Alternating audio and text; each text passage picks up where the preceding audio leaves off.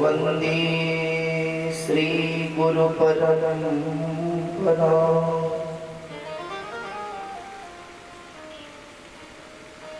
नीलाम्बुजश्यामलकोमलांगं सीतासमारोपितवामभागं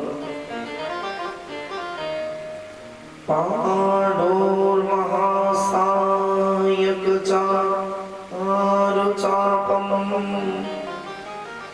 नमामि रामं रघुवंशनाथम्।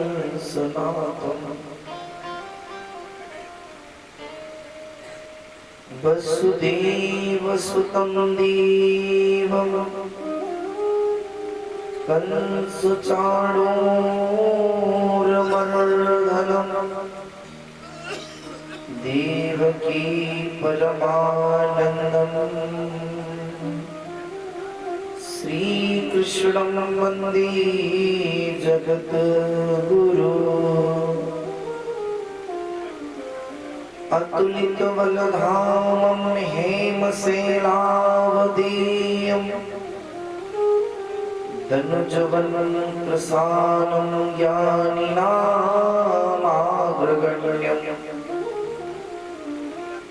सकलगुणनिधानं वानराणामधीशं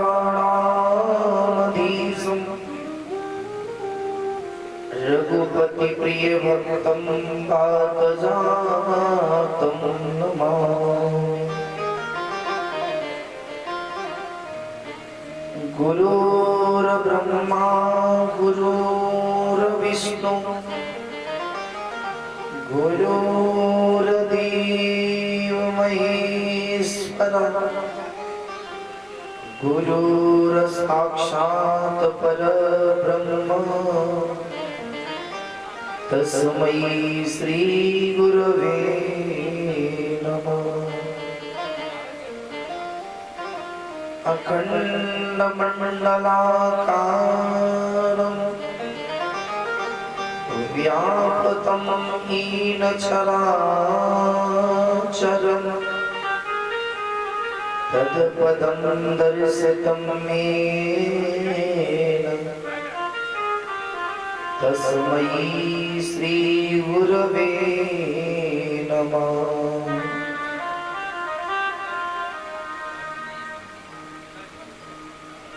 लीत सदा सुध दीन की सहज दया की जननी जनक इस दास के प्रभु श्री सीताराम।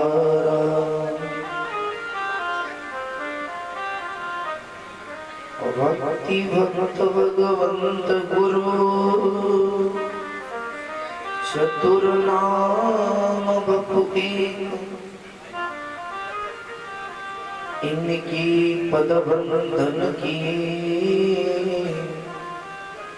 नासत विघ्न अनंत। परम मंगल में परात्पर अकारण करुणा वाले करुणा की सिंधु विश्व नियंता विश्व वंदनीय भगवान श्री बांके प्यारे लाल के पावन चरणारविंदों में दास का साष्टांग उपरांत पूज्य माता पिता एवं पूज्य सद्गुरुदेव भगवान के चरणों में साष्टांग प्रणाम करते हुए पूज्य गुरुदेव भगवान की भावमयी उपस्थिति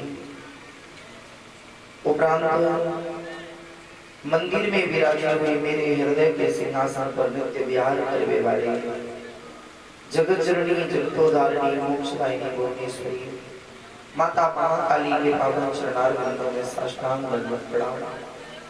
माँ से की कृपा से चल रही श्रीमद् भागवत जी के नवा पारायण का आज षष्ठम दिवस का अंतिम सत्र उपरांत व्यास भगवान सुखदेव भगवान सूत जी महाराज के चरणों में प्रणाम। उन सबसे प्रार्थना अपना निज निज स्थान ग्रहण करने की कृपा करें। उपरांत ग्राम देवता, स्थान देवता, सर्वतोमुख मंडल देवता, यत्र तत्र सर्वत्र मेरी वाणी जहाँ तक भी पहुंच रही हो ध्वनि विस्तारक यंत्र के द्वारा, वहां तक के सभी सिद्धगण, सभी भगवत शक्तियों को मेरा साष्टांग दंडवत प्रणाम। सबसे प्रार्थना अपना निज स्थान ग्रहण करने की कृपा करें। उपरांत कथा में पधारे हुए श्री राम वृंदावन से पूज्य आचार्य चरण को साष्टांग दंडवत प्रणाम करूं। मंच पर विराजे हुए संगीतज्ञ के संगीत के विविध यंत्रों के द्वारा भगवान की कथा को मंगलमयी बनाए वाले सभी संगीतज्ञ बंधुजन एवं लोकजन, आप सबको प्रणाम। ध्वनि विस्तारक यंत्र के द्वारा सेवा कर रहे पूज्य भैया जी को साष्टांग प्रणाम। माता महाकाली के चरणों में चल रही श्रीमद् भागवत नवा पारायण में जिनका श्रीदान, समयदान, शक्तिदान करके जिन माता महाकाली की करुणा के पात्र समस्त ग्रामवासी एवं समस्त क्षेत्रवासी भगवत चरणारविंद श्रद्धामयी माताएं, आप सब में जो इस यज्ञ में माता महाकाली के चरणों में बैठ करके कथा है रही है, इसमें जो लक्ष्मी का दान, शारीरिक शक्ति का दान एवं जो समय का दान दे रही है, ऐसे माता रानी के बड़े दुलारे प्यारे लाडले सभी भक्तवृंद सब में अपने प्रभु श्री सीताराम जी मंगलमयी झांकी का अवलोकन करते हुए सबके पावन चरणारविंदों में सिय राम मैं सब जग जानी, करूं प्रणाम जोर जुग पानी। सबके पावन चरणारविंदों में साष्टांग दंडवत प्रणाम। आइए नित्य की भांति कथा में प्रवेश करने से पूर्व लेते हैं दोबारा प्रभु जी का नाम और तत्पश्चात मंगलमयी कथा में प्रवेश।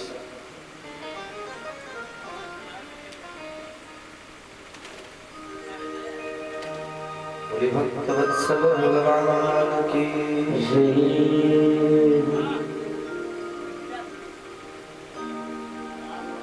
सुखी बसे संसार सब दुखिया रहे न को, सुखी बसे संसार सब दुखिया रहे न को। सबकी भगवन पूर्ण ये अवतारा सबकी भगवन पूरी हो। विद्या बुद्धि सबकी भीतर हो, विद्या बुद्धि तेज बल सबके भीतर हो। दूध दूध धन धान से वंचित रहे हो, दूध दूध धन धान से वंचित रहे हो।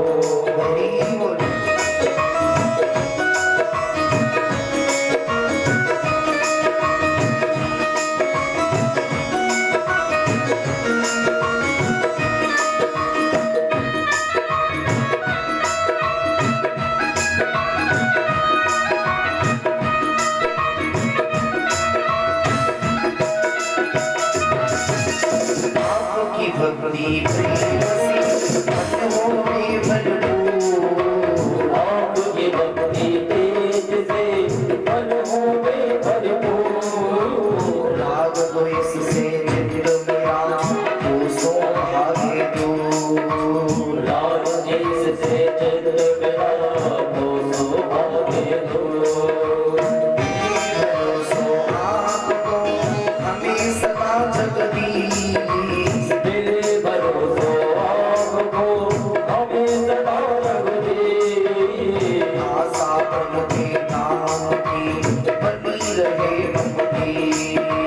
आशा तेरे नाम की बनी रहे भक्ति। हरि बोल।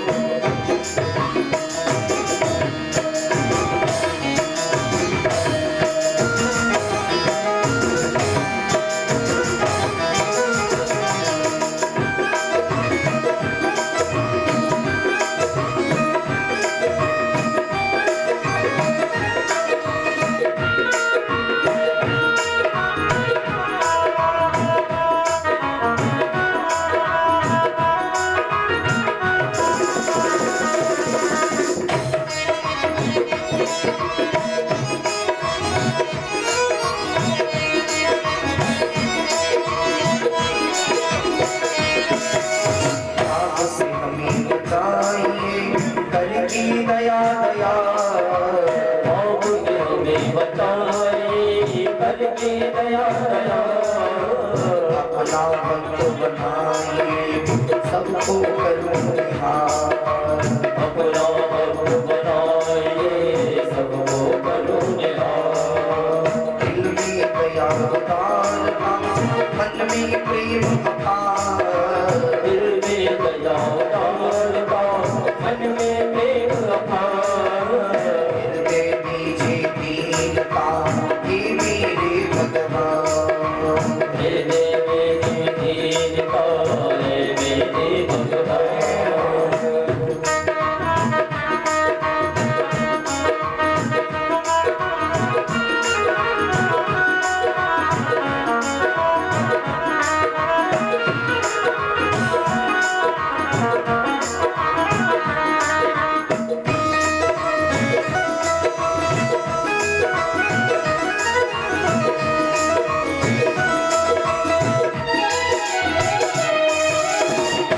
जोड़ विनती करूं सुनियो दया दया हाथ जोड़ विनती करूं सुनियो दया दया साधु संगत सुख दीजिए दया धर्म का दान दीजिए दया धर्म का दान दीजिए दया धर्म का दान दीजिए दया धर्म का दान दीजिए दया धर्म का दान दीजिए दया साधु संगत सुख दीजिए दया धर्म का दान दीजिए दया धर्म का दान।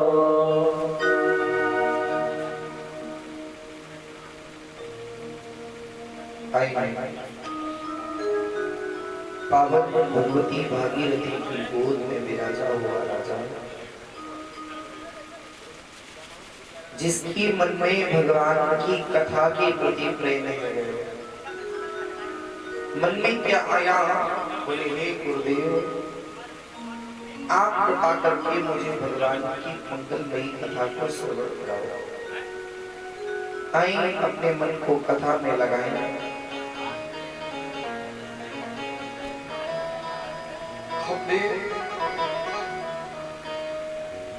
चल रही श्रीमद् भागवत नवा पारायण का षष्ठम दिवस का ये अंतिम सत्र। इसमें प्रवेश पूर्व हम सबने मध्याह्न काल की वेला में भगवान श्री राम जी के चरित्र को श्रवण किया। राम चरित्र को श्रवण किया जिस राम चरित्र के भगवान की जब तक कथा में कहीं भी कथा होती है तो पहले बंधुओं कृष्ण चरित्र श्रवण करने को मिले। कृष्ण चरित्र की पश्चात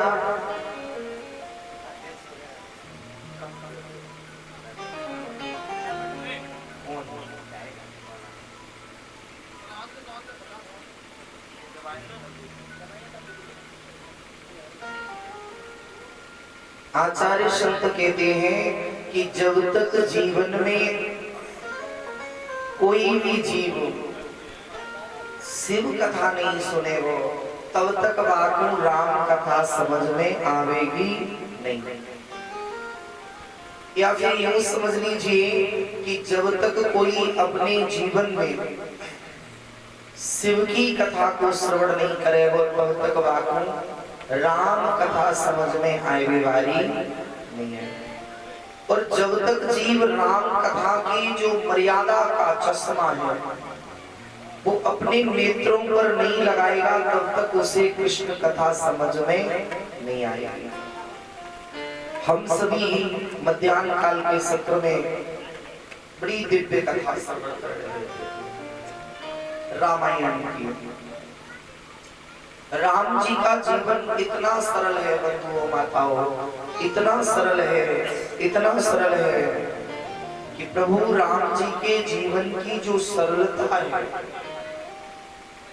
वही यदि हम धारण कर लें, अच्छा हम सब कुछ हो जाते हैं लेकिन सरल नहीं हो सकते। कहने के लिए हम भले ही कह दें कि हम सरल हैं लेकिन हम सरल होते नहीं हैं। एक सरल होना होता है और एक सरल का दिखावा होता है।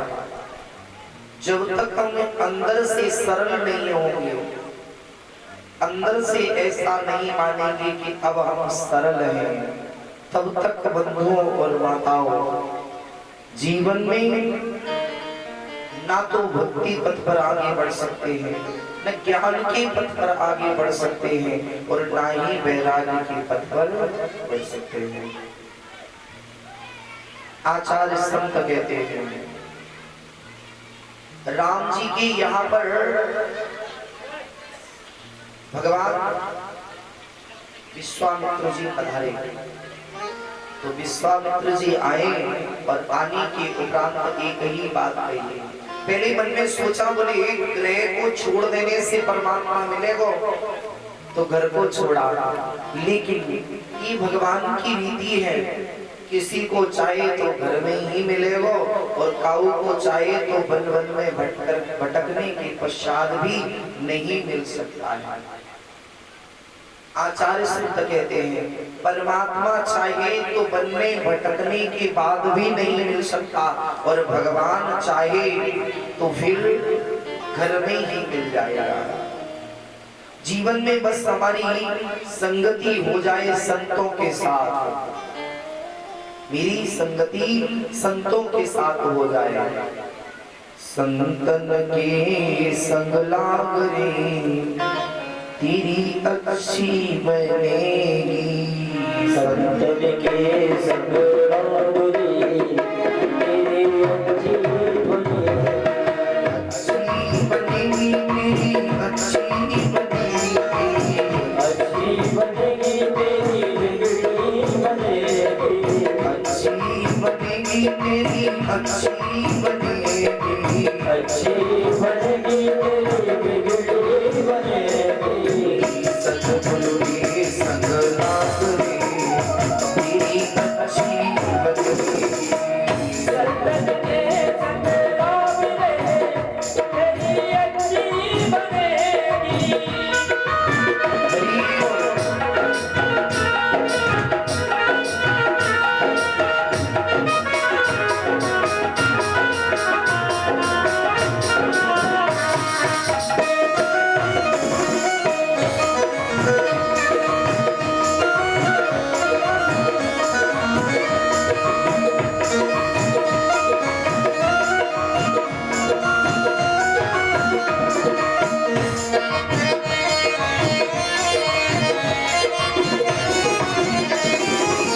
संतन संग कर पुण्य कमाई, संतन संग कर पुण्य कमाई, संतन संग कर नाम कमाई, संतन संग कर नाम कमाई।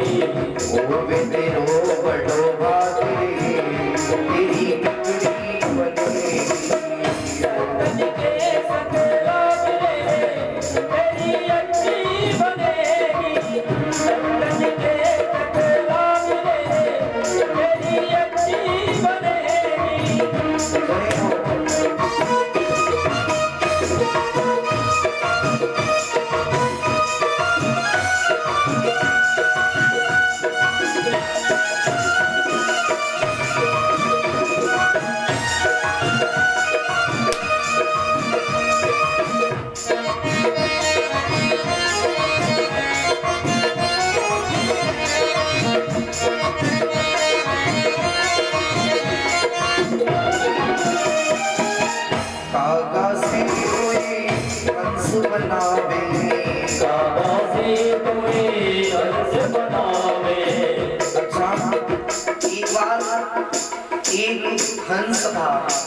हंस का जन्म हुआ हंसों के यहाँ, लेकिन कैसे भी करके वो बिछुड़ गया और कागों के समूह में जाकर के बैठा। जिस समय कौओं के समूह में जाकर के बैठा, कौओं ने आकर के पास में काव काव कर दी, तो हंस अपनी भाषा भूल करके कौओं की भाषा बोलने लगे। हंस ये भूल गया कि मैं एक हंस हूँ। हंस क्या मानने लगा कि मैं कौवा ही हूँ। लेकिन समय बढ़ा तो एक दिन एक वयोवृद्ध हंस आया। हंस ने देखा, हंस को देख करके सभी कौवे भागने लगे और जो हंस कौवा बना था धोखे में कीचड़ में गिरा, इसलिए कालिमा लग चुकी है, वो भी हंस भागने लगा। बूढ़े वाले हंस ने पकड़ा, बोले जरा तू कहाँ जा रहा, तू तो हंस है। बोले नहीं हम तो काग हैं। बोले नहीं तू हंस है। पकड़ा, ले जाकर के स्वच्छ जल में जाकर के स्नान करा दिया। जब स्नान कराया तो कालिमा छूटी। कालिमा छूटने के बाद में हंस जो अपने आप को कौवा मान बैठा था, वो अपने निज स्वरूप को पहचाना। वास्तव में क्या है, ईश्वर अंश जीव अविनाशी, ये जीव परमात्मा का अंश है। लेकिन जब संसार में आया तो विषयों की कालिमा इस पर लग गई। और जब कोई संत सदगुरु कृपा करके आता है, वयोवृद्ध हंस है, और जैसे ही पास में आया तो जीव जगत का चिंतन करता है, लेकिन सत्संग के स्वच्छ जल में भगवान की भक्ति रूपी रस में जब स्नान कराता है, हृदय की मलिनता को दूर कर देता है, तो निज स्वरूप जिस समय दिखने लगता है तो क्या कहता है, तब उसे कहता है, बोले देख तू भी हंस है और मैं भी हंस ही हूँ। कागा से कोई हंस बनावे, कागा से कोई हंस बनावे, कागा से तुम हंस बनावे, कागा से कोई हंस बनावे। छुट जाए मुल्की दाग रे, तेरी अच्छी बनेगी। हर तन के सकला मिले, तेरी अच्छी बनेगी। सतन के सकला मिले, तेरी अच्छी बनेगी।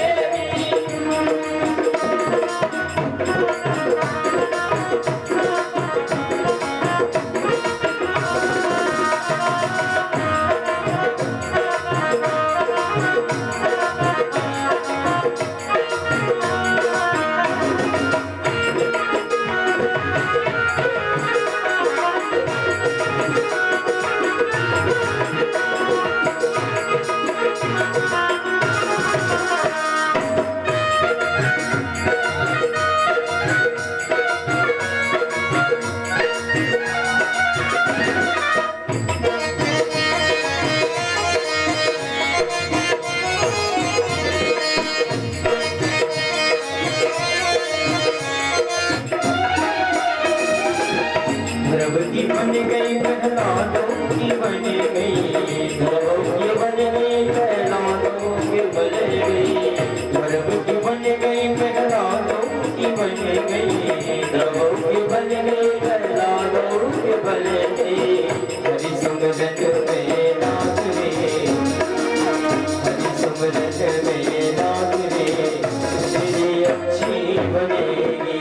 हर सुमरन में नाच रे, तेरी अच्छी बनेगी। संतन के संग राग रे, तेरी अच्छी बनेगी। अच्छी बनेगी तेरी बिगड़ी बनेगी, अच्छी बनेगी तेरी बिगड़ी बनेगी। अच्छी बनेगी तेरी किस्मत जमेगी, अच्छी बनेगी तेरी किस्मत जमेगी। तू जाए मन के बाप रे, तेरी अच्छी बनेगी। संतन के संग राग रे, तेरी अच्छी बनेगी। तेरी बिगड़ी बनेगी, तेरी अच्छी बनेगी, तेरी बिगड़ी बनेगी।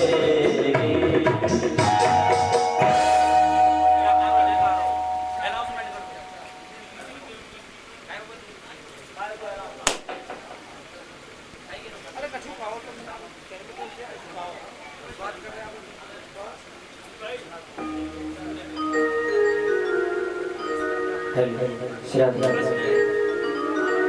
आइए आज हमारे श्रीमद् भागवत महाप्रांगण में भगवान श्री कृष्ण का प्राकट्य होगा, तो भारी से भारी संख्या में आए। पूज्य व्यास महाराज मंचासीन हो चुके हैं, आचार्य से बात कर रहे हैं। सुंदर सुंदर कथाओं को रसवान कर अपने जीवन को प्रदान करें, सफल बनाएं।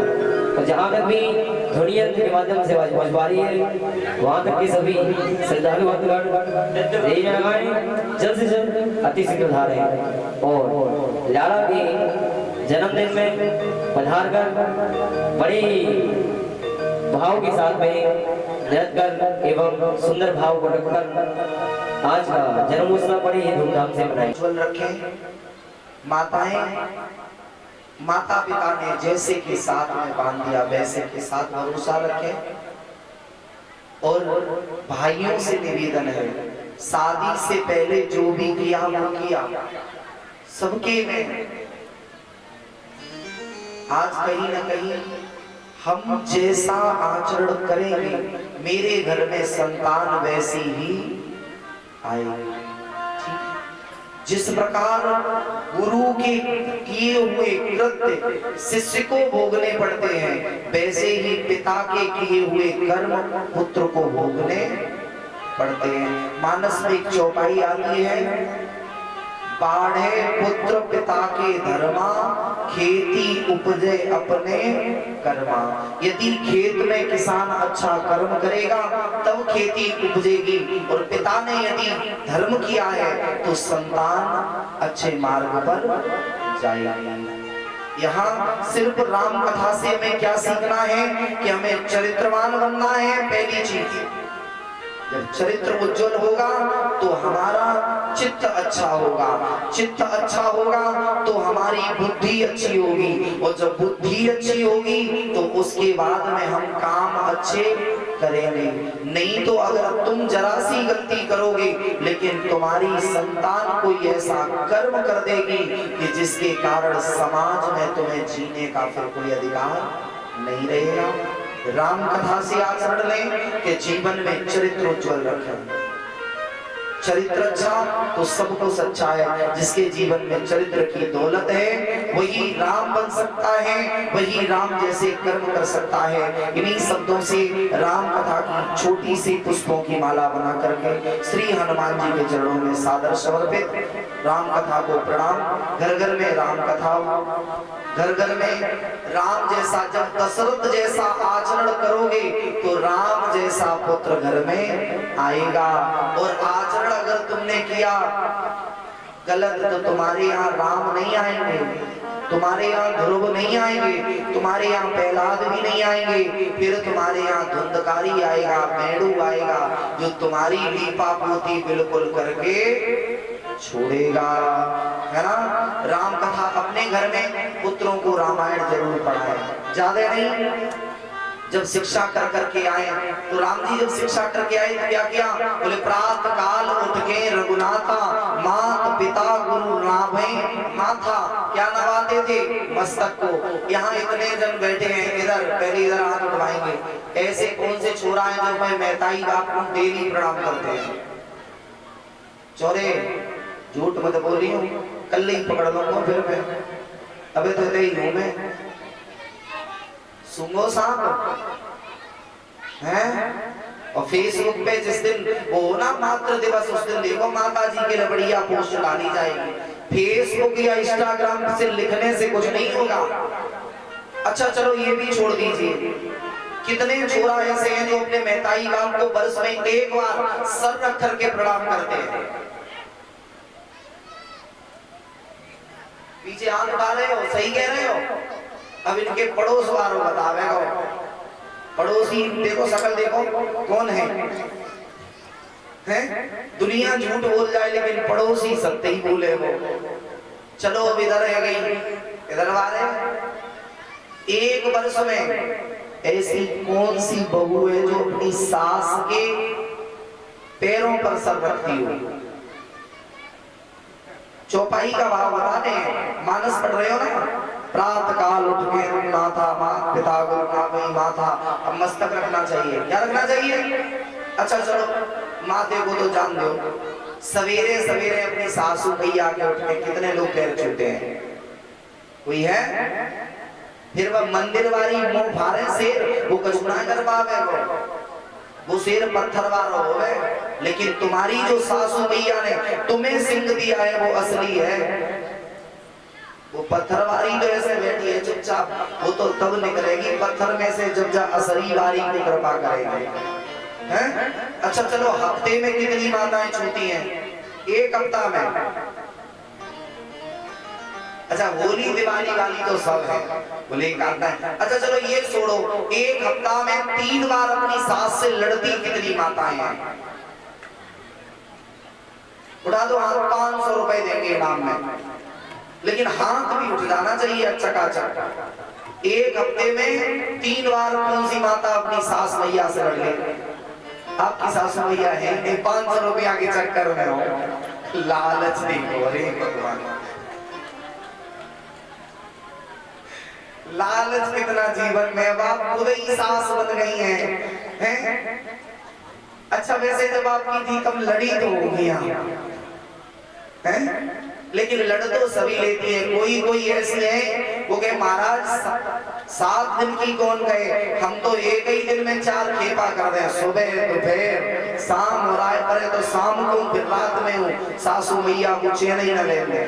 अच्छा सास का अर्थ क्या होता है? सास का अर्थ होता है जो अपनी बहू पर दूसरे परिवार से आई हुई लड़की को अपने संस्कारों में ढाल ले, उसे कहते हैं सास, है ना? क्योंकि पहले दूसरे परिवार की थी और दूसरे परिवार में आई, तो जो सासू मैया अपने में ढाल ले उसे कहते हैं सास। ये शास्त्रीय प्रमाण है। दूसरा भाव, जो अपनी बहू की चारों तरफ से सुरक्षा करे उसे कहते हैं सास। वो कहे बहू तू अंदर रहना, मैं बाहर का काम कर लूंगी, मैं तरुण हूं। तो अब इसे भी छोड़ दीजिए। आज के समय में क्या है? आज के समय में यदि तुम्हारा शासन कमजोर है तो तुम सास नहीं हो। सास कौन बढ़िया है? जिसने अपनी बहू को सांस लेने की फुर्सत न दी हो, काम से उसका शरीर न कटाए, वही सास है। क्या है? सास, है ना?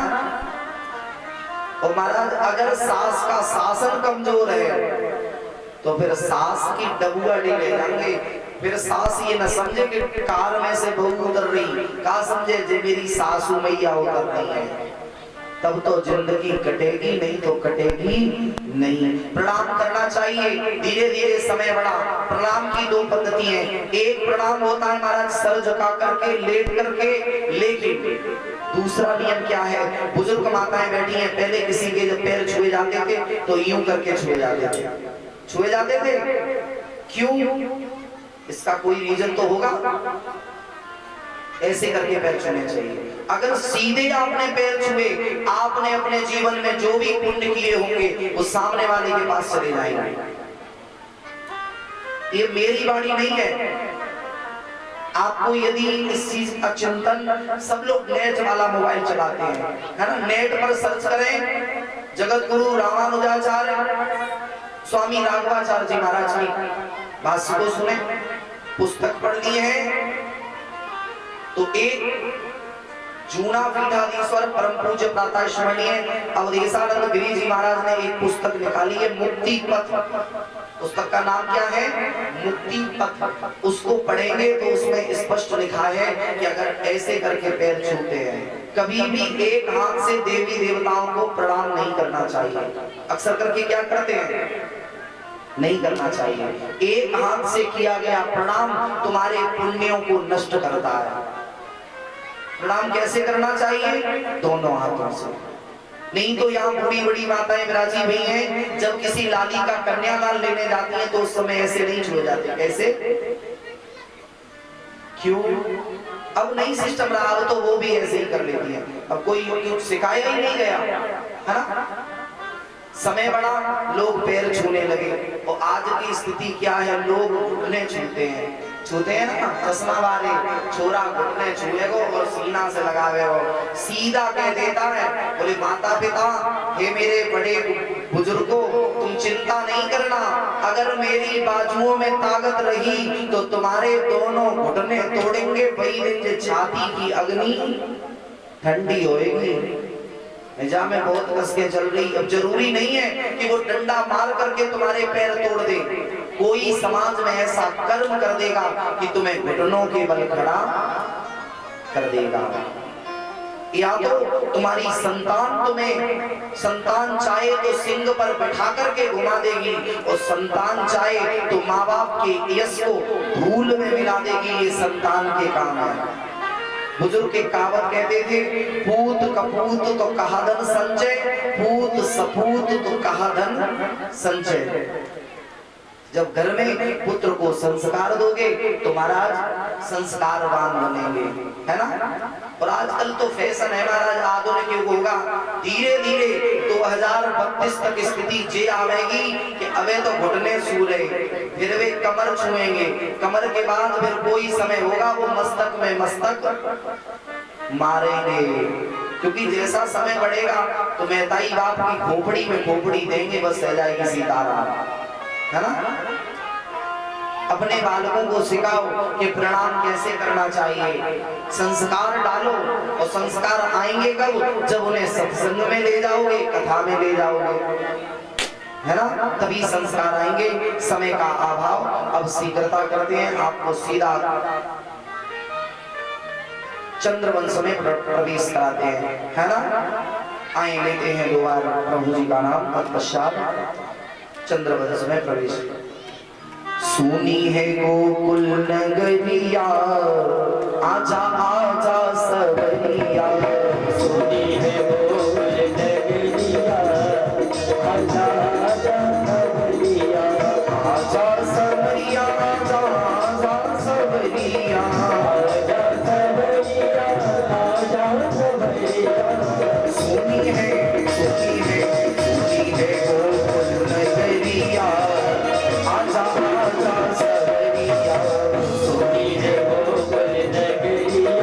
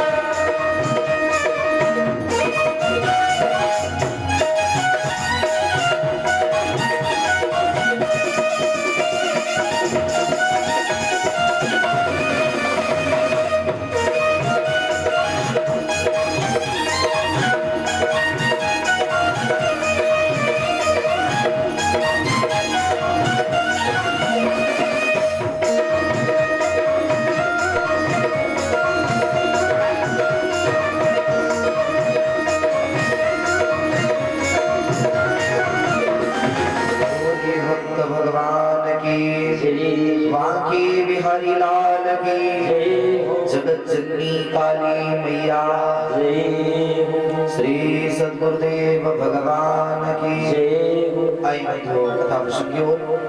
महाराज राजा परीक्षित ने कहा, बोले प्रभु कृपा करके मुझे चंद्रवंश की गाथा को श्रवण कराओ। जिस चंद्रवंश की कथा श्रवण करने के लिए मेरे मन में उत्तरोत्तर आनंद की अनुभूति प्राप्त हो रही है, हे प्रभु आप कृपा करके मुझे चंद्रवंश के बारे में बताओ। ये चंद्रवंश है वो पवित्र, बड़ा ही पवित्र वंश है। दोनों ही वंश पवित्र हैं, एक चंद्रवंश है दूसरा सूर्यवंश है। अच्छा, चंद्रवंश में एक विशेषता है, सूर्यवंश में क्या विशेषता है? बोले जितने भी राजा हुए हैं इनके यहाँ पर संतान की समस्या रही है। आचार्य कहते हैं कथितो वंश विस्तारो भगवतो सोम सूर्य। वो कौन सा वंश है जिस वंश में भगवान कृष्ण आए हैं? भगवान कृष्ण की लीला सुनने के लिए राजा श्री परीक्षित बोले, बोले प्रभु मुझे भगवान की मंगलमयी कथा श्रवण कराओ। तो यहाँ सुखदेव ने एक श्लोकी कृष्ण कथा कह दी। बोले राजा, पृथ्वी जब पापाचार से बढ़ी तो भगवान ने यदुकुल में अवतार को धारण किया। वसुदेव जी लेकर के गए गोकुल। बाद में भगवान ने 6 दिन में पूतना मारी, सकटासुर तृणाव्रत राज्य उठाई और महाराज कंसवध किया। अंत में उद्धव को ज्ञान दिया, स्वधाम गमन हो गए। आचार्य चरण कहते हैं इन बालकन को थोड़ो शांत कराओ कृपा करके। जे पास में बैठे और एक तो ये कच-कच बहुत करत है, सबसे बड़ी समस्या है। अरे भैया ये लाल वारा सो राम, अरे राम जी, किसका राम है? राम जी। अच्छा राम जी, कितना सुंदर तुम्हारा नाम है। जितना सुंदर नाम है उतने सुंदर बन के बैठो, सही से बैठो। राम जी कैसे बैठते थे? हाँ ऐसे। अब ऐसे मूर्ति ऐसे धरे रही हो, उदम नहीं बचेगा, ठीक है। ये देखो केलों की व्यवस्था है, चकाचक पवाएंगे। अब तो बैठा रहना दो, शांति से बैठो। हैं तुम्हारी मेहताई बाप ने तो तुम्हें शांति से बिठाया नहीं होगा। देखो केले रखे हैं, सबको एक एक मिलेगा, ठीक है। शांत से बैठे रहे। अरे दीदी जी जो बेलूने मत खाओ, लली जाए मुंह में ले ले तो भाई काट साकी। हाँ बाहर रहे हो तो रख लो, रख लो। हाँ अब की बारी तो मजा करपटी मारना इसमें, ठीक। हाँ बोले भक्त वत्सल भगवान की। आए बंधु कृष्ण चरित्र को सुनते हैं। चंद्रवंश बड़ा पवित्र वंश है। जो इस वंश की कथा को सुनता है या चंद्रवंश की कथा को कहता है, उसके एक दो नहीं 21 जन्मों में किए हुए पाप नष्ट होते हैं चंद्रवंश की कथा सुनने से या कथा कहने से। महाराज चंद्रवंश बड़ा पवित्र वंश है। भगवान ब्रह्मा की नेत्र से उत्पन्न हुए अत्रि, नेत्र से उत्पन्न हुए अत्रि भगवान, और अत्रि की ही पुत्री है अनुसुईया। सबने कथा सुनी होगी। माता अनुसुईया ने डाल दिया पालना और झूल रहे तीनों देव बन करके, सबको पता है। अब एक बात बताओ मेरी माताओं, अनुसुईया मैया कहीं बाहर पूजा करने गई थी क्या? कहीं नहीं गई थी। और हम लोग बोले हम तो काशी मथुरा, फिर भी वो कहीं पूजा करने नहीं गई। तब उसके घर में भगवान आ गए तीनों लाल बन करके, और हम पूजा करते करते मरे जा रहे हैं। देवी मैया के मोड़े को चीटियन से खबात खबात परेशान है। उनकी जीभ में बरदे में प्रसाद कि देवी मैया तुम्हारे मुंह को खाएं चीटी।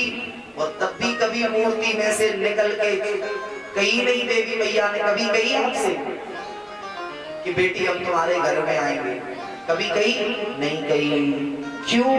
क्योंकि अनुसुईया ने कहीं पूजा की ही नहीं।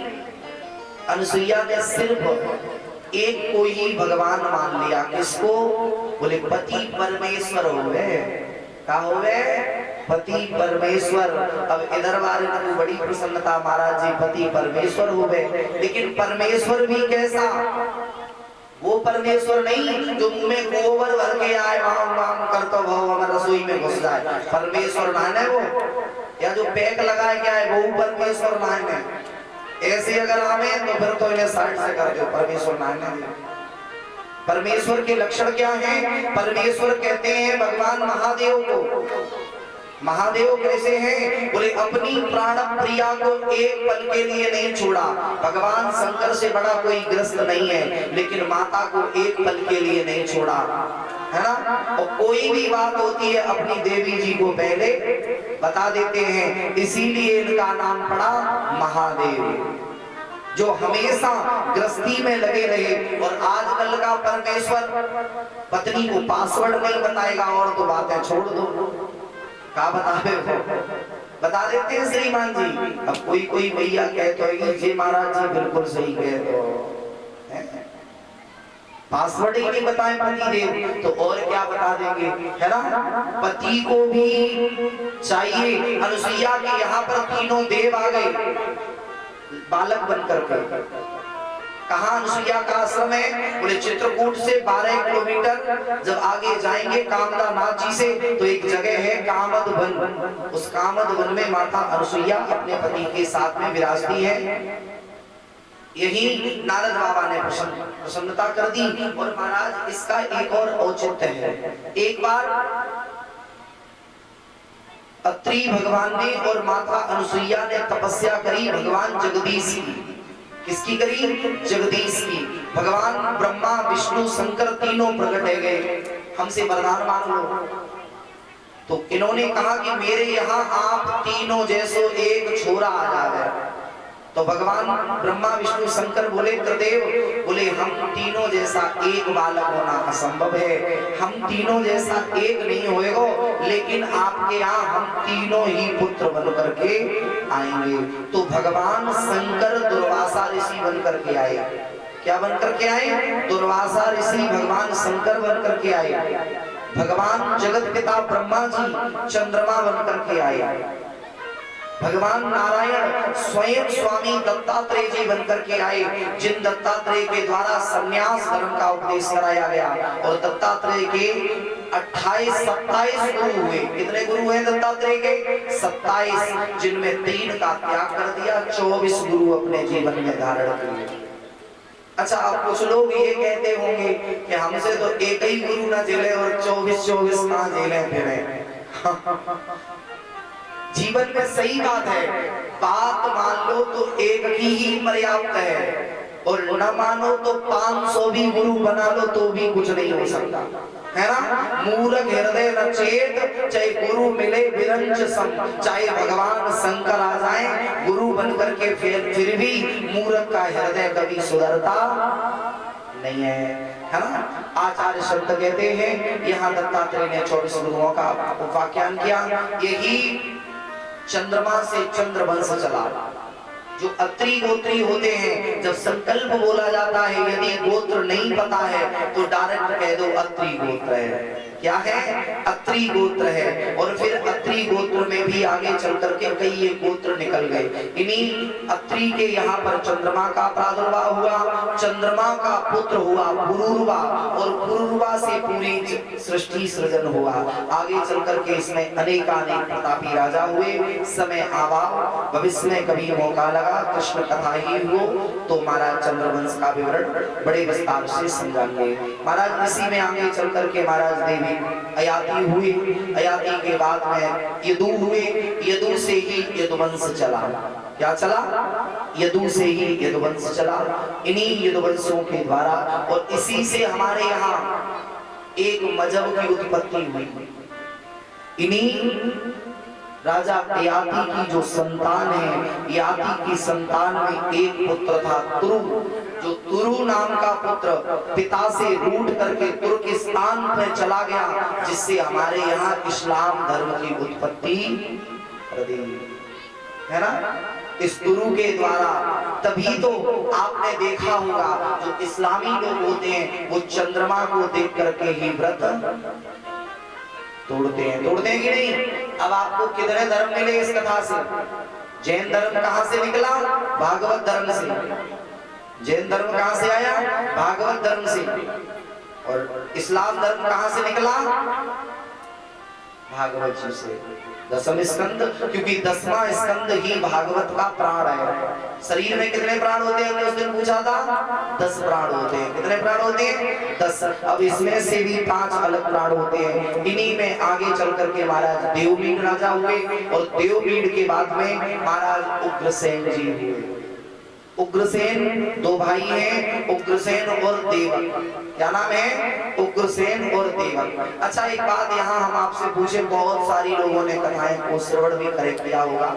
अच्छा, उग्रसेन की संतानें कितनी थी? ऐसे नहीं समझे तो ऐसे समझे। कंस के कितने भाई हुए? कंस कितने भाई था?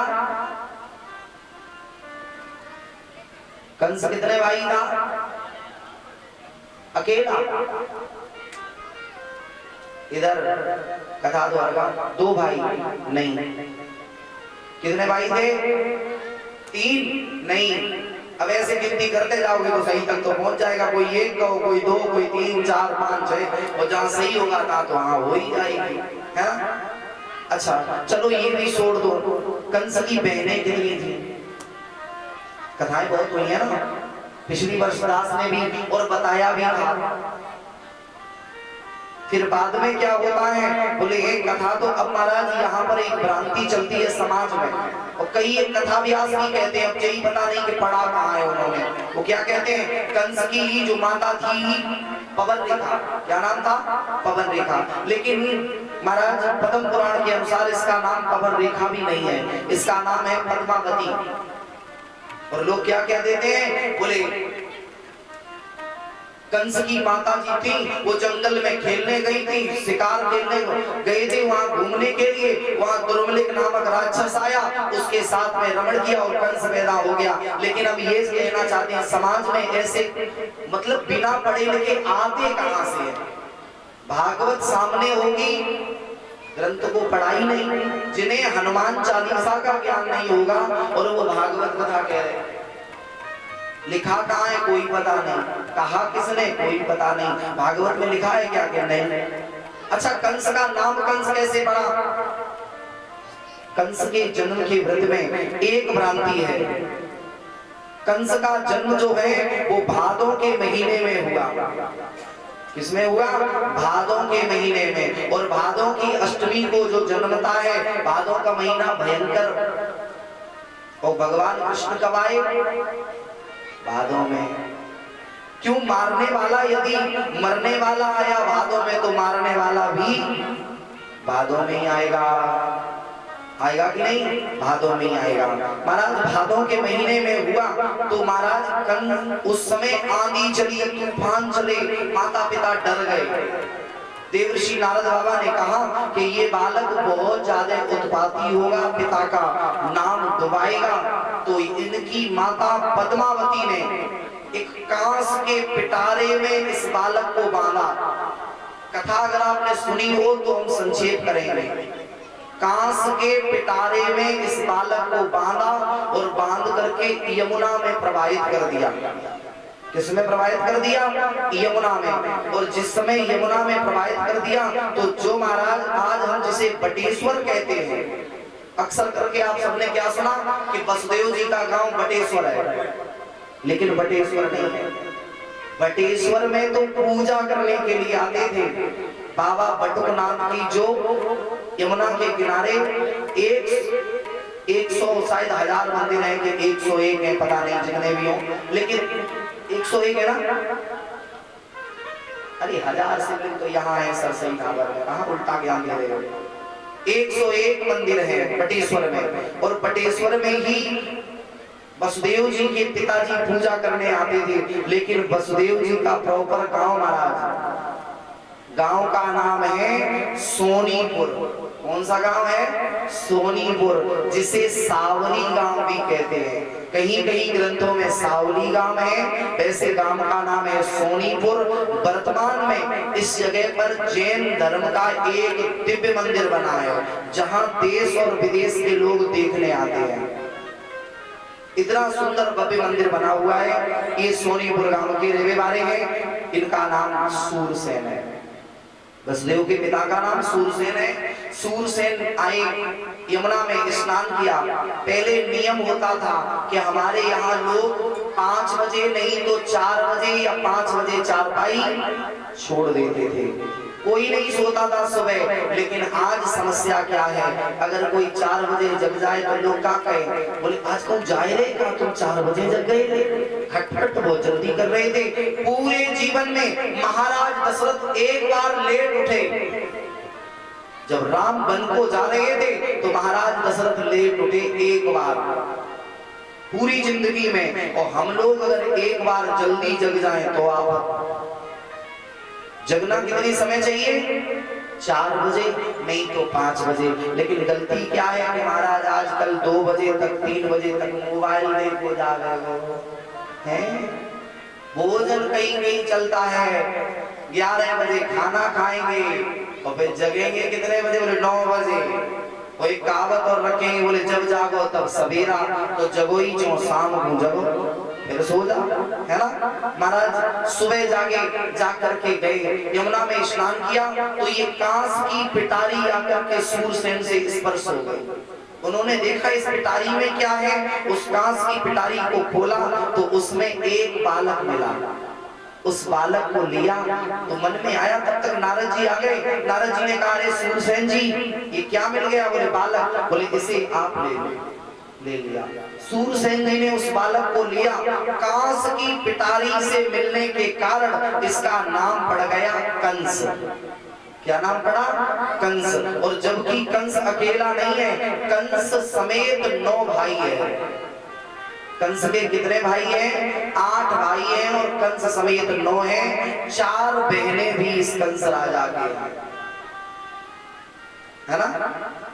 आचार्य संत कहते हैं कंस बचपन में वसुदेव जी के यही रहा, इसीलिए वसुदेव जी से कंस की मित्रता थी। लेकिन थोड़े बड़े भई तो नारद बाबा ने बता दिया, किसी बालक ने कह दिया कि तेरे सूरसेन पिता नहीं है, तेरे पिता तो मथुरा के राजा हैं। तो उसने सोचा कि मेरे पिता ने मेरी सेवा नहीं की, मेरी परवरिश नहीं की, तो वो बालक गुस्से में आकर के अपने पिता की गद्दी पर आया, मुकुट छीड़ा, पिता को कारागृह में डाला, स्वयं राजा बनकर के बैठ गया।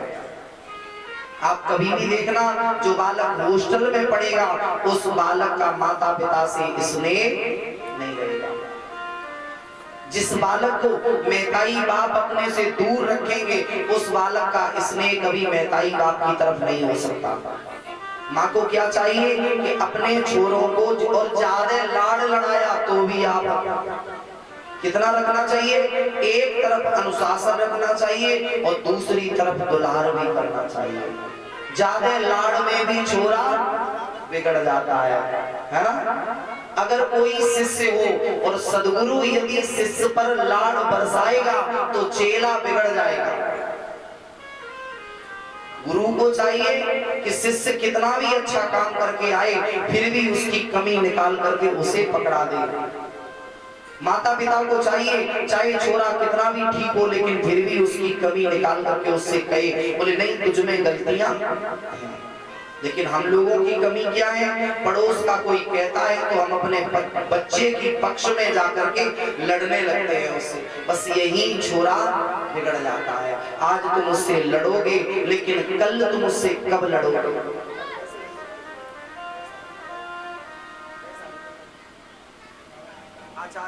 कहते हैं महाराज कंस क्रोध में आकर के पिता के यहाँ रखा। कंस ने जीवन में 2 से ही प्रेम किया, एक नारद बाबा से और दूसरे महाराज अपनी चचेरी बहन से। कुछ लोग होते हैं ना जिनका अपने भाई बहनों से प्रेम नहीं होता है और दूसरों से प्रेम ज्यादा होता है, क्योंकि पुत्र भी एक जैसा नहीं होता है। 4 प्रकार के पुत्र होते हैं। कल या परसों में बताएंगे कि 4 प्रकार के पुत्र कैसे होते हैं। एक पुत्र मित्र होता है, एक पुत्र तुम्हारा पित्र ही आकर के पुत्र बनेगा और एक शत्रु पुत्र होता है।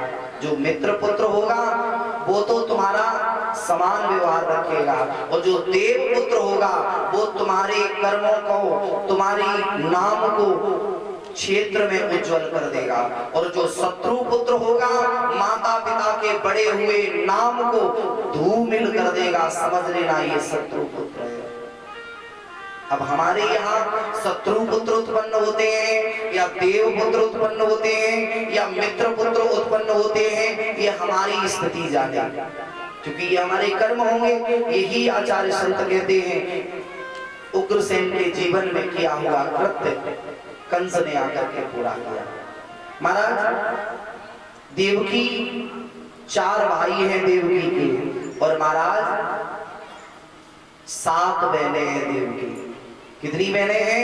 7। आचार्य संत कहते हैं देवकी के भाइयों के नाम देववान, उपदेव, सुदेव और देव रक्षक। ये तो इनके भाई हो गए। बहनें देवकी, श्रुतिदेवा, श्रुतिदेवा, श्रीदेवा, उपदेवा, रूपदेवा और देवरक्षिता। ये 7 बहनें हैं देवकी। आचार्य संत कहते हैं इन्हीं, ये किसी शास्त्र का मत नहीं है, लेकिन आचार्य संत कहते हैं कि देवक की पत्नी का नाम है चित्रलेखा। क्या नाम है? चित्रलेखा। क्योंकि आप कह सकते हैं कि देवकी की माता जी का नाम क्या है? महाराज जी आप पूछ रहे हो तो मैं पूछ ले, है ना? 12 ही बजे हो जन्म। हाँ, ऐसे कैसे ठाकुर जी 12 बजे आई तो 12 ही बजे होगा जन्म। और ये तो लोग इतने बढ़िया है, बैठे रहते हैं 1-2 बजे तक, कहते भले ही रहते हैं, बाद में महाराज जी की बुराई करते रहते हैं। और अच्छा भी आप लोग बुराई करो, सच में आप लोग अगर भलाई करोगे तो बात नहीं बनेगा, क्योंकि मेरे पुण्य कम होंगे। और आप लोग बुराई करोगे तो जाने अनजाने में जो हमसे पाप बनेंगे वो तुम समाप्त करते रहोगे। क्योंकि अब तो दोहा कहते हैं तो अपने जीवन में धारण करते हैं। कक्षा 2-3 में दोहा आता है ना, निंदक नियरे राखिए आंगन कुटी छवाए, बिन सावन पानी बिना निर्मल करत सुभाव। है ना? तो अगर आपको कहेंगे कि महाराज जी जगाते रहते हैं, तो हम आपको जगाते हैं तो यहाँ किसके लिए? विषयों के लिए नहीं, भगवान के नाम के लिए। इसलिए कुछ आ गया है, बुलाओ आप ही भजन गाते हो, उसी बुलाओ। तो 10 मिनट और रुक जाओ, 10-15 मिनट।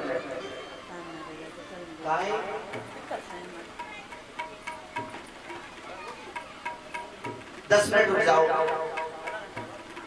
दुकानदार साहब 10 मिनट बैठोगे क्या करके हैं? गलत बात है वैसे ही। और तुमने काम तो किया ही नहीं, 4 साल हो गए हैं। बैठो उधर, बैठ जाओ, 10 मिनट बैठ जाओ, 10 मिनट 10 मिनट।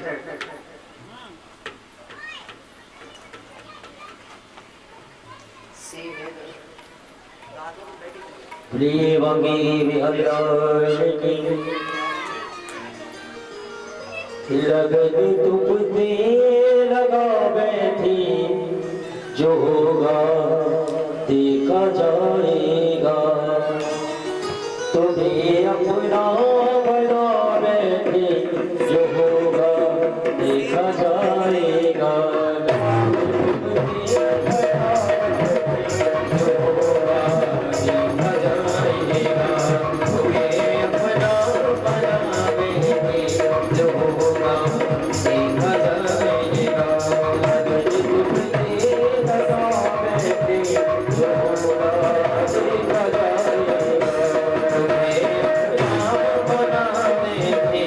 जो होगा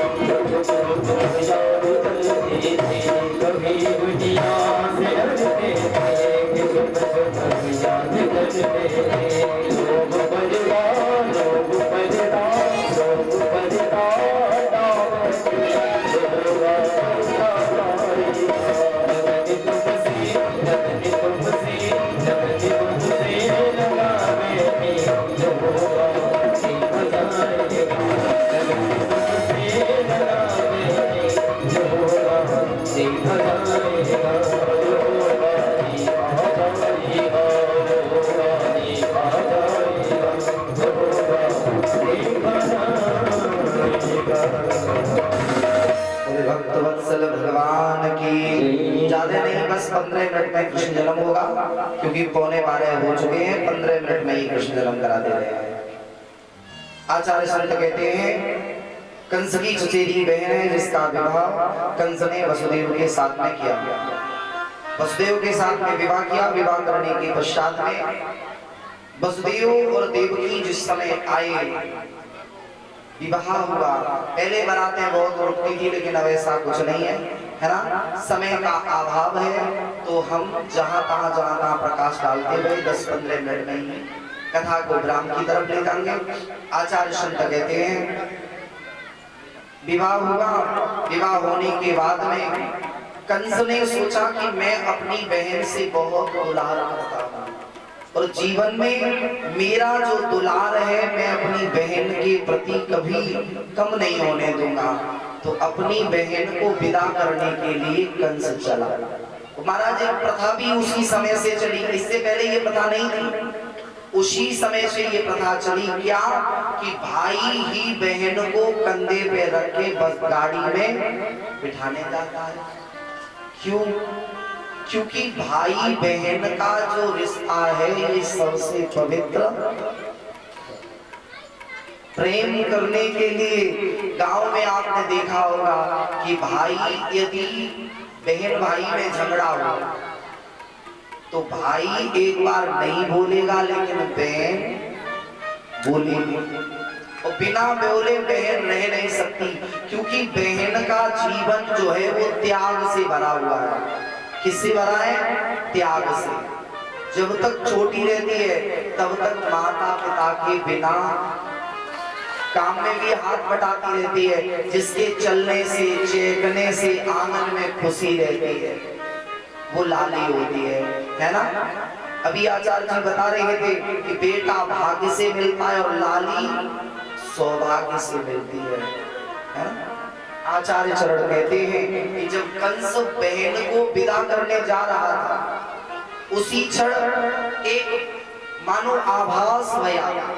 ये आकाशवाणी नहीं हुई कि 8वां लाल काल होगा। हृदय में, कंस के हृदय में ये महसूस हुआ। कभी कभार हम कहीं जा रहे होते हैं और मेरे हृदय में ऐसा आता है कि गलत हो जाएगा, तब कहते हैं भैया देख मेरे हृदय में पहले ही पता लगे हो कि गाड़ी को एक्सीडेंट हो जाएगा, और है गए है ना। तो कंस के हृदय में ऐसा लगा कि इस देवकी का 8वां पुत्र मेरा काल होगा। कंस ने इसलिए छोड़ दिया क्योंकि जब मृत्यु पर बात आती है तो कोई किसी का नहीं होता है।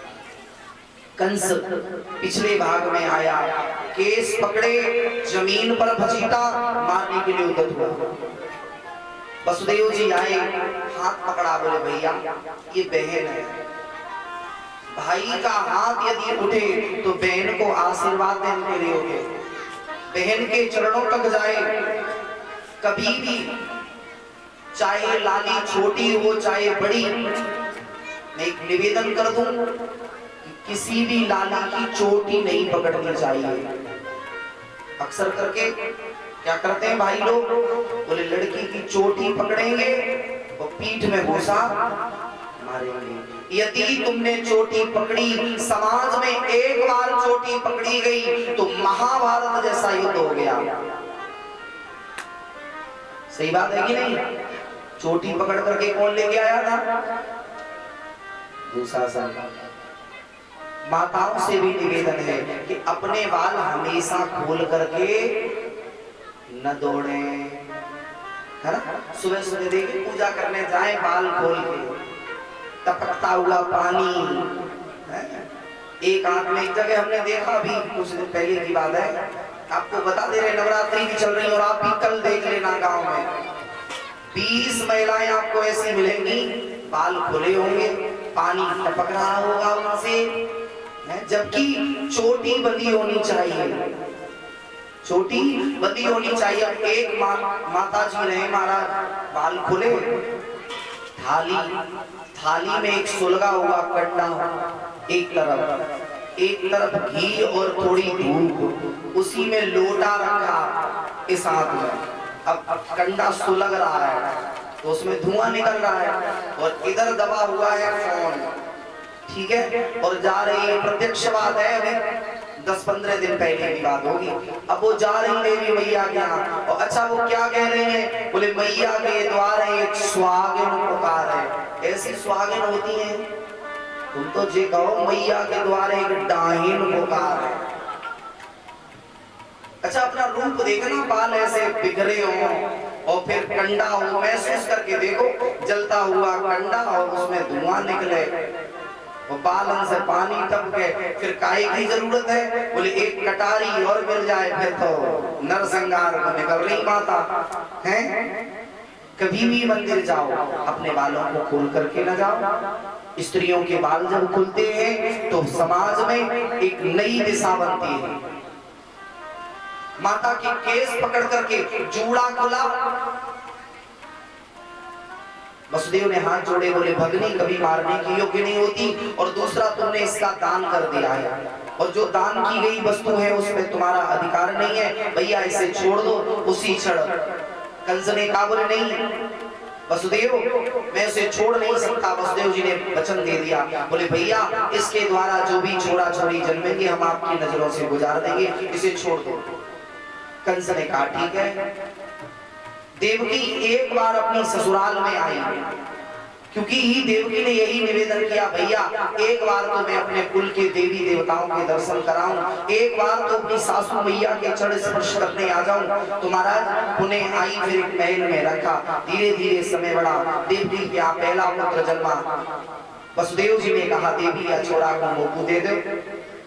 देवकी ने कहा अरे ये तो पहली संतान है, इसे न ले जाओ। वसुदेव जी लेकर के गए, कृष्ण ने बालक को देखा, कंस ने कहा ये इतना सुंदर बालक, और बच्चा किसी का हो चाहे जानवर का हो चाहे किसी का हो, बड़ा मलूक लगता है, और बालक जो होते हैं वो एकदम निर्लेप होते हैं, उन्हें झूठ भरे नहीं होता है, बच्चा किसी का हो मुस्कुराने लगता है। तो महाराज जैसे ही कंस ने लिया हाथ में, एकदम बालक ने मुस्कुरा दिया, कंस के अंदर दया आ गई। कंस ने कहा इसे ले जाओ, सुत को घर ले जाओ, काम कामी रोयासो, अष्टम सुत होए भाई बतइयो निर्वेता को।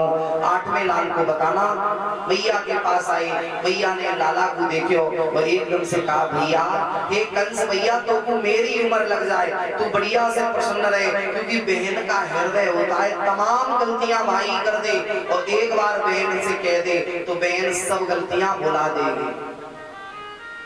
और लेकिन भाई अगर बहन की गलती को नहीं बुला सकता, भाई तायने मार देगा लेकिन बहन तायने नहीं मारेगी। कंस बहन भूल गई कि भैया ने मुझे विवाह के समय तलवार उठाई थी, सब कुछ भूल गई और कहा ये भैया कंस तुझे मेरी उम्र लग जाए। नारद बाबा ने जाना कि ये कंस अगर इतना ज्यादा धर्मात्मा बन जाएगा तो प्रभु को आने में देरी लगेगी। नारद आए, नारद ने कंस को आग लगा दी। अष्ट कुसुम दल हाथ ले, भेद सुनी तो बता दई, नारद आग लगाए के गई, कंस चिंता भई। नारद जी ने कमल के पुष्प से गिना दी, कभी लाइनें गिना दी कि कोई भी पुत्र पहला और कोई भी आखिरी हो सकता। कंस को फिट हो गई, बोले नहीं अब तो चलना चाहिए। कंस गया, देवकी अपने लाला को दुग्धपान करा रही और कंस ने जाते ही जाते बालक को खींचा, सर के ऊपर घुमाया, पचीट दिया, मरा बालक। जिस माँ के सामने एक नहीं, दो नहीं, तीन नहीं, 5 नहीं, 6 संतानों की मृत्यु है गई। देवकी एक ही बात कहती है कि अब तो संसार में कुछ नहीं दिखता, एक संतान चली जाए उस माँ को कितनी वेदना होती है। देवकी के यहाँ 6 पुत्र मर गए। 7वें नंबर पर बलराम जी आए शेष भगवान चले। भगवान ने कहा शेष भैया तुम पहले जाओ, या शेष जी ने कहा नहीं पहले हम नहीं जाएंगे, क्योंकि त्रेता में छोटे बन के आए, पूरी जिंदगी सेवा करनी पड़ी। प्रभु ने कहा कोई बात नहीं, इस बार बड़े बन करके जाओ, लेकिन सेवा तुम्हें हमारी ही करनी पड़ेगी। हम चाहे छोटे बने चाहे बड़े बने, लेकिन चलेगी हमारी ही। सो महाराज दाऊ दादा पहले आए। शेष जी भैया देवकी ने जाना, कहा कि मेरे उदर में ऐसा प्रतीत है रहे हो कि कोई दिव्य जीव पल रहा है। आचार्य चरण कहते हैं देवकी ने यहाँ पर कहा कि मेरे उधर से वेद मंत्रों के उच्चारण रह रहे हो। उसी समय भगवान ने सोचा कि कहीं यहाँ शेष जी का प्रादुर्भाव हो गया और कहीं कंस आ गया तो शेष जी पहले इसे मार देंगे, तो मेरी लीला पूरी नहीं होगी। तो यहाँ योग माया का आश्रय लिया। इस गर्भ को खींच करके वसुदेव की दूसरी पत्नी, वसुदेव जी की एक दो पत्नियां नहीं है, कहीं कहीं 7 पत्नियों का वर्णन है, कहीं कहीं 9 पत्नियों का वर्णन है, कहीं कहीं 11 पत्नियों का वर्णन है और कहीं कहीं 13 पत्नियों का वर्णन है। जो भाव अच्छा लगे वो आप मान सकते हैं। आचार्य संत कहते हैं रोहिणी के गर्भ में स्थापित कर दिया। देवकी ने कहा कि मेरा 7वां बालक खंडित हो गया। उसी क्षण कंस ने कहा जब 7वां खंडित हो गया तो 8वां आएगा ही नहीं। इधर भगवान आने की तैयारी करते हैं। ठाकुर जी ने सोचा अब हमें चलना चाहिए। भगवान ने सभी देवताओं से कह दिया, बोले तुम सभी जाओ ब्रज के ऊपर कहीं न कहीं प्रकट हो जाओ। जिसे जो जगह मिल जाए, तो कोई तो गोपुवाल बन करके प्रकट गया, कोई तो बंधु हो और माता हो, कोई वृक्ष बन करके, कोई पशु पक्षी बन करके, यहाँ तक कि ये जो वृंदावन है ना, ये गौलोक धाम से उतार करके भगवान ने प्रतिष्ठित किया। आज गौलोक धाम के बिहारी जी श्री राजश्यामा जी, परम धाम के कृष्ण, वैकुंठमयी कृष्ण, तीनों एक हुए। बोले अब हमें चलना चाहिए। बोले किस महीने में? बोले भादों के महीने में चलेंगे। कृष्ण पक्ष में। कृष्ण पक्ष में क्यों आए? बोले कारी कारी सी रात होती है। क्यों? क्योंकि कंस के जो कर्म है वो कारे हैं, वो कारे कर्मों से जो दूर कर दे उसे कृष्ण कहते हैं। अच्छा एक बार आप लोग राम कहो, मुंह से बोलो तो राम। जिब्या कैसी है? बिल्कुल सीधी है ना, सीधी उठेगी सीधी नीचे आएगी। ऐसे ही हमारे राम जी का चरित्र है। राम जी का चरित्र सीधा सीधा है। अब एक बार कहो कृष्ण, और कृष्ण कहोगे तो जिब्या में अंठा लगेगा। जिसका नाम लेने से जिब्या में अंठा लगेगा तो उसके चरित्र को समझने के लिए जीवन में कितने अंठे लगने पड़ेंगे। कहीं तो ब्रह्मा ने नहीं समझ पाया, यहाँ तक कि शंकर ने नहीं समझ पाया उस कृष्ण के चरित्र को। और ताए अहीर की छोरियां छचिया वर छाछ पे नाच नचा देती हैं उस ब्रह्म को। आज समय आया ऐसी स्थिति में, भगवान भादों का महीना है, बस 2 मिनट रुक जा। अभी 56 हुए हैं ना, 50 पे तो करा ही देंगे चकाचक। 12 ही बजे करानो है ना तुम। वैसे देखो इंद्रगढ़ की व्यवस्था है, दुकानदार लोगों हैं जय जय हो जाए तुम्हारी। एक आई वो भी बरी नहीं है, सामने जो दिखता है वही बताया जाता है। अब पीछे गोदाम में क्या है मुझे क्या पता। अच्छा नहीं है, थोड़ी तो व्यवस्था, ये तो भर जाएगा, कोई बात नहीं है। एक बार यहाँ के दुकानदारों के लिए ताली हो जाए चकाचक। और ये सब दुकानदारों की तरफ से नहीं है। हाँ दुकानदार आदमी है बेचारे, सोचे 1-1 रुपया की फायदा करते हैं। बोले भक्त वत्सल भगवान की, है ना। सभी माताएं भी लेके आई होंगी। कितनी माताएं लेके आई अपने साथ में? टोपी, बिस्किट। आज महाराज भादों का महीना है, भगवान कृष्ण आए और जैसे ही जेल में दिव्य प्रकाश भया, और दिव्य प्रकाश के बीच में एक प्रकाश में लिखा था अहम ब्रह्मास्मि, मैया मैं ही ब्रह्म हूँ। और उसी समय भगवान चतुर्भुजी रूप में प्रकट हो गए। भक्त वत्सल भगवान की। महाराज जैसे ही प्रकट हुए, माँ ने देखा कि आप तो चतुर्भुजी रूप में हो। प्रभु ने कहा मैं बालक बन के आया, और महाराज यहाँ मैया ने कहा छोटे बन जाओ, तो भगवान छोटे बने, मैया की गोद में आ गए। और जैसे ही मैया ने स्पर्श किया, उसी क्षण बंधु माया के बंधन टूट गए, वसुदेव जी को दिया। कोई तो कहता है छबलिया में लेकर के चले, भादों का महीना है, सप्तमी तिथि का वेदन हो रहा है, अष्टमी तिथि आ रही है, और ऐसी स्थिति में भगवान का प्रादुर्भाव हुआ। वसुदेव जी लेकर के कृष्ण को चलते हैं गोकुल की तरफ। आए हम सभी बड़े भाव से, हमारे मध्य में भी वसुदेव जी और लाला की सुंदर सी झांकी आ रही है। बैठ ही रहे अपनी जगह से, खड़े नहीं हुए। आज वसुदेव जी चले, और जैसे ही वसुदेव जी चले यमुना जी के किनारे आए, आचार्य कहते हैं चढ़ाओं को उतार करके रखा, वो सिंह बन गई। यमुना मैया ऊपर को आने लगी। आवत देखो तो अचक चढ़ी आई रसिया, आवत देखो तो अचक चढ़ी आई रसिया, अचक चढ़ी आई रसिया, चढ़ी आई रसिया, अचक चढ़ी आई रसिया। आवत आवत देखो तो अचक चढ़ी आई रसिया, आवत देखो तो अचक चढ़ी आई रसिया।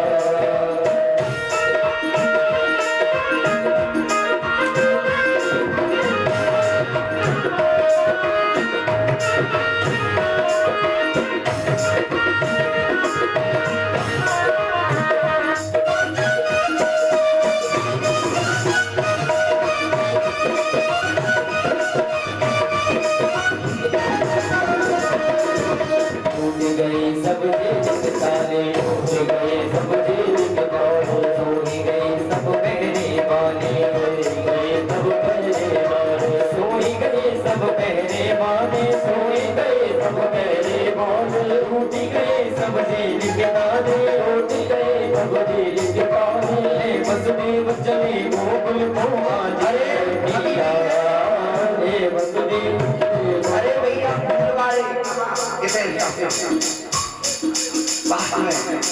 सब में ये वो लाने हैं, तो मैं भी बैठे रहो। सभी के पास नमस्ते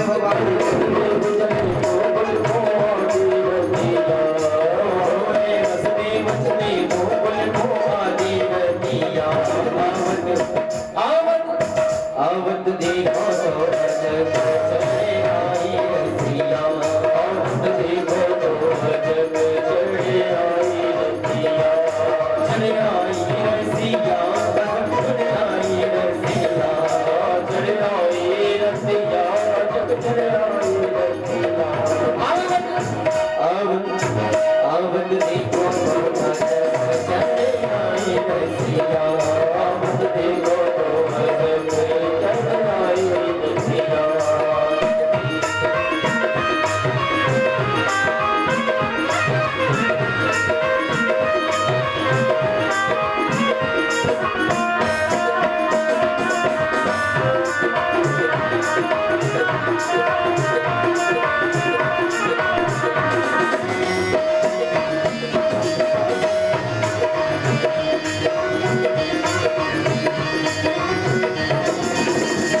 आवत देखो तो अचक चढ़ी आई रसिया, आवत देखो तो अचक चढ़ी आई रसिया। वत्सल भगवान की। महाराज जैसे ही वसुदेव जी लेकर के चले, तो यमुना मैया ऊपर को आने लगी। भगवान ने देखा कि कहीं बाबा पीछे न लौट जाए, वसुदेव जी पीछे को जाने लगे। खड़ाइयों के सिंह बना दिए भगवान ने। एक चरण निकाला ठाकुर जी ने, और जैसे ही यमुना जी में मारा और कहा अली दाढ़ी की, अपनी ससुर की दाढ़ी को चूम रही है, नीचे कह जा, क्योंकि पता है कि भविष्य में कालिंद्री बन करके आएंगे अपने यहाँ, तो ससुर के यहाँ मुख तक नहीं आना चाहिए। वसुदेव जी लेकर के गए, मैया यशोदा के यहाँ पहुंचे, और जैसो छोरा वसुदेव की छबलिया में है, ऐसो ही एक लाला मैया के यहाँ है, एक लाली पड़ी है। देखते ही देखते मैया वारो छोरा उठो और बाबा वारे छोरा में समाविष्ट है गयो। महाराज वसुदेव जी सोचने लगे क्या करें, और मैया सो रही है, या आपको पता ही ना लगे हो कि जाके यहाँ छोरा चोरी है, मैया के यहाँ लारी लाला है वो पता लगे हो ना ने। और महाराज मैया सो रही, वसुदेव ने लिया लिटा दिया। जैसे ही लिटाया लाली को लिया, लाली को लेकर के वसुदेव जी आए। जैसे ही कन्या आई, आने के बाद रोने लगी, क्योंकि कन्या है माया। जब जीव के पास पैसा बढ़ता है तो उसके यहाँ पर फिर कहीं तो ईंटें खटकेंगी तो कहीं गाड़ी बढ़ेगी। पैसा बढ़ेगा, माया आएगी तो खनक बढ़ेगी। क्यों पैसे की खनक होती है बंधु? माया रोई, कंस आया, दीवार से सर टकराया और जमीन पर गिरा। कंस ने यहाँ कहा बहन इस बालक को मुझे दे दे। बोले बालक नहीं, ये बालिका है भैया, ये बालिका है। बोले नहीं, इसे दे दे, इसकी संतान मेरा काल हो सकती है, और संतान काल नहीं होगी तो इसका होने वाला बालक काल हो सकता।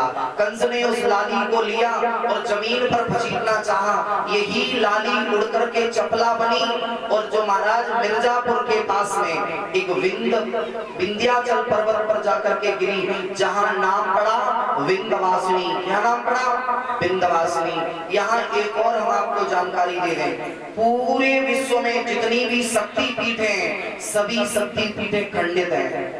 कहीं सती का हाथ गिरा तो कहीं पैर गिरा, कहीं आंख गिरी तो कहीं उधर गिरा।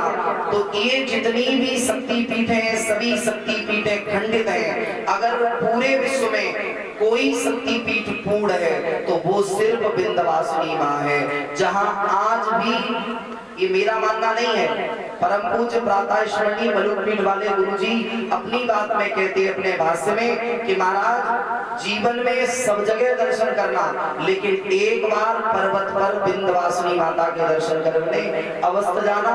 क्यों?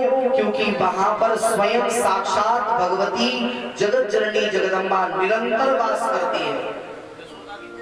और महाराज ये यशोदा की पुत्री है, इसीलिए इनका नाम विंध्यवासिनी पड़ा।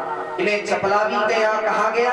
जीवन में मौका लगे तो कभी एक बार विंध्यवासिनी दर्शन करने जाएं। विंध्यवासिनी दर्शन करने जाएं, सभी शक्ति पीठों का पुण्य आपको मिलेगा। चाहे अब सब शक्ति पीठों का दर्शन हर कोई तो नहीं कर सकता, लेकिन यदि एक कहते हैं ना, एक ये साधे सब सदे, सब साधे सब जाएं। जिस प्रकार एक भागवत की पुराण की कथा कर सुन लेने से सभी पुराणों का फल मिलता है, ऐसे ही यदि माता विंध्यवासिनी के दर्शन किए जाएं तो सभी शक्ति पीठों के दर्शन का लाभ जीव को प्राप्त होता है। बोले भक्त वत्सल भगवान की। इधर बाबा की बहन है, इसका नाम है सुनंदा, वो पड़ी है। और इधर ब्रज में जय जयकार भैया महाराज, लाला भयो, लाला भयो, मुझे भावई और आए गई हो हैं।